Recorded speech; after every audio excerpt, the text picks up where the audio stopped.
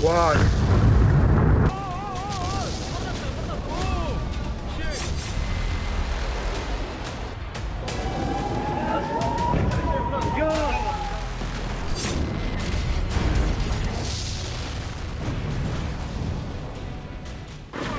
जंग जो थमने का नाम नहीं ले रही। 30 दिन लगातार हमले और हर दिन बढ़ता तनाव। अमेरिका और इस्राइल ने शुरुआत में दावा किया था कि कुछ ही दिनों में ईरान को घुटनों पर ला देंगे, लेकिन हालात इसके बिल्कुल उलट नजर आए। ईरान ने इस्राइल और अमेरिका को करारा जवाब दिया। हालांकि इन 30 दिनों में ईरान को भी भारी नुकसान उठाना पड़ा। रणनीतिक सैन्य ठिकाने तबाह हुए, तेल डिपो को निशाना बनाया गया, न्यूक्लियर प्लांट्स पर हमलों से नहीं बच पाए। यहां तक कि कई टॉप कमांडर्स और लीडर्स मारे गए,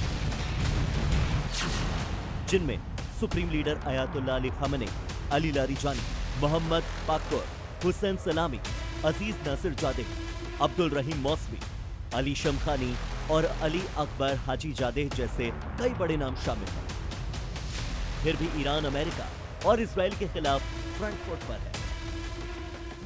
ईरान ने भी पलटवार में कोई कसर नहीं छोड़ी। मिडिल ईस्ट में मौजूद अमेरिकी एयरबेस को निशाना बनाया,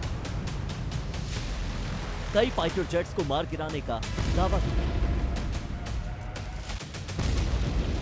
समुद्र में टकराव देखने को मिला। दावा किया गया कि अमेरिकी युद्धपोतों को भी निशाना बनाया गया, जिनमें अब्राहम लिंकन जैसे बड़े युद्धपोत शामिल थे। ईरान का यह आक्रामक रुख साफ संकेत देता है कि भारी नुकसान के बावजूद भी वो पीछे हटने को तैयार नहीं। यही वजह है कि अमेरिका के सुर अब बदलने लगे हैं। पहले ईरान को 5 दिन का अल्टीमेटम दिया, लेकिन ईरान माना नहीं। फिर 15 सूत्रीय समझौते भेजे, ईरान माना नहीं। हालांकि अमेरिकी राष्ट्रपति अब बड़ी बड़ी झींगे हाँक रहे हैं।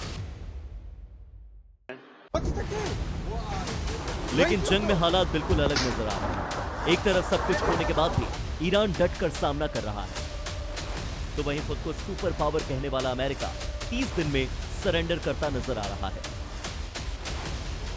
ईरान के साथ युद्ध में भले ही डोनाल्ड ट्रंप जीत का दावा कर रहे हैं, लेकिन उनको यह जंग काफी महंगी पड़ रही है।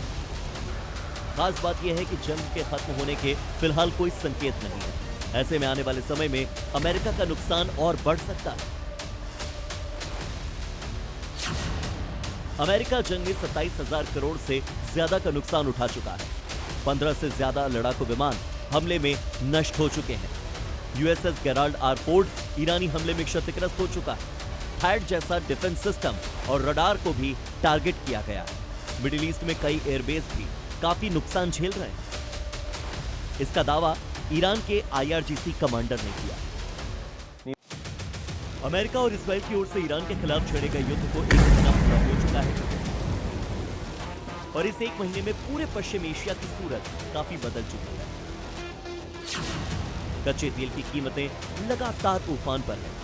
कई देश मिडिल ईस्ट जंग में उतर चुके हैं। जंग में अरब देशों को काफी नुकसान हुआ है, और अमेरिका में भी अब विरोध शुरू हो चुका है।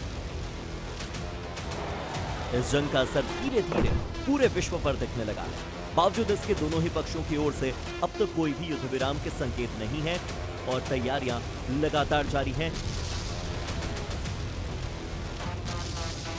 मिडिल ईस्ट में इस जंग ने वैश्विक चिंता बढ़ा दी है। तेल की कीमतों से लेकर अंतर्राष्ट्रीय पॉलिटिक्स तक हर जगह इसका असर साफ दिख रहा है। 30 दिन की इस जंग ने यह साफ कर दिया कि यह संघर्ष इतना आसान नहीं है जितना शुरुआत में इसे समझा जा रहा था।